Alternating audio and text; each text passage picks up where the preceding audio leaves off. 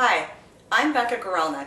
I think that I should be the next Food Network star because I plan on introducing dishes that are flexible, accessible, delicious, and dependable. I'm also going to teach you how to cook using all 5 of your senses so that you can achieve great harmony and balance in every dish that you make. Today I'm going to demonstrate a really terrific snack dish called a dukkha. It hails from Egypt where they eat it in little paper cups, and here we're going to have it with fresh chewy pita bread and extra virgin olive oil. So the main technique you need to understand to make a dukkha is how to toast and grind nuts and spices.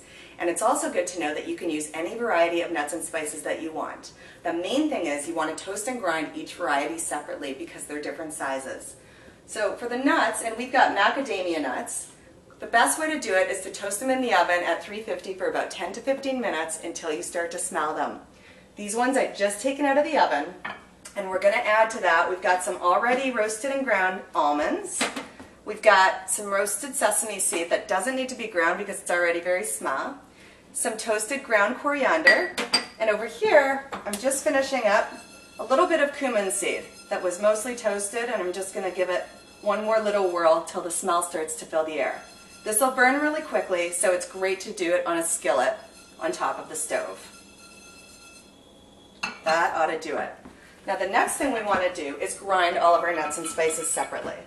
For the macadamia nuts, or for any nuts, it works really well to grind them in a food processor. And if you don't have a food processor, don't worry, you can do them on a cutting board with a knife. I'm just going to pulse it a few times,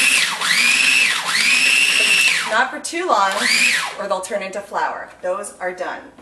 Next we're going to grab our cumin seeds, transfer them into a coffee grinder. I love grinding spices in a coffee grinder. It's just perfect for it.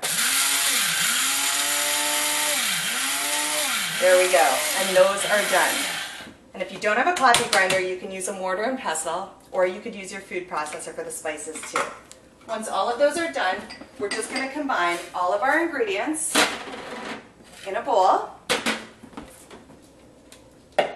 And we're going to blend it up and season it to taste. Today I'm just going to add a little bit of fresh cracked sea salt and a little bit of fresh cracked pepper. Mix it up, and there you have it. Our dukkha's done. So if we go over here to try what we've made today, we're just going to dip our pita bread in oil, dip it in the dukkha. That is truly a feast for the senses. So join me next time on the next Food Network Star. I'm Becca Guralnick.